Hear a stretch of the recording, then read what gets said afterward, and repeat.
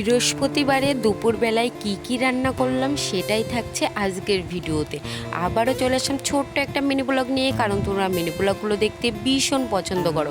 এই যে কচু শাকগুলো দেখতে পাচ্ছ, এইগুলো কেটে এনে তাড়াতাড়ি করে উনুনে ভাতটা বসিয়ে দিয়ে কচু শাকগুলো বেশ ভালো করে কিন্তু আমি কেটে নিয়েছি। এইবার বেশ ভালো করে 3-4 বার করে ধুয়ে নিয়ে কড়াইতে কিন্তু সিদ্ধ করতে বসিয়ে দিয়েছি সামান্য একটু লবণ দিয়ে। লবণ দিলে কি হয়, তাড়াতাড়ি করে কিন্তু যে কোনো জিনিস একেবারেই কিন্তু গলে যায়। তো কচু শাকটা সিদ্ধ বসিয়ে দিয়ে এদিকে সকালবেলায় শ্বশুরমশাই মাছ নিয়েছিল, সাইটিং মাছ। তো সেই মাছগুলোই এখন কিন্তু আমি কেটে নিচ্ছি। আর এই মাছ খেতে আমার একেবারেই ভালো লাগে না।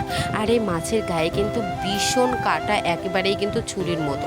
তো যাই হোক, মাছ যেহেতু নিয়েছে, রান্না তো আমাকে করতেই হবে, তাই এখন ভীষণ সাবধানতায় কিন্তু মাছগুলো আমি কেটে নিচ্ছি। আর এই মাছগুলোর কিন্তু আঁশগুলো প্রচুর পরিমাণে শক্ত। তো যাই হোক, মাছ কাটা আমার কমপ্লিট হয়ে গেছে। এবার কচু শাকটাও দেখো একেবারেই হয়ে গেছে। এবার কড়াইতে মানে ঝুড়িতে আমি ঢেলে দিয়েছি। আর অন্যদিকে লবণ সামান্য, তার সঙ্গে হলুদ দিয়ে বেশ ভালো করে কিন্তু মাছগুলো আমি ভেজে নিচ্ছি।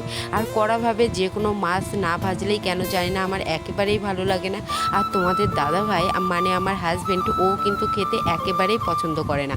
এর জন্যই কিন্তু মাছগুলো আমি একটু কড়াভাবেই ভাজি। আর আমি সবসময় মাছ ভেজেই কিন্তু রান্না করার চেষ্টা করি।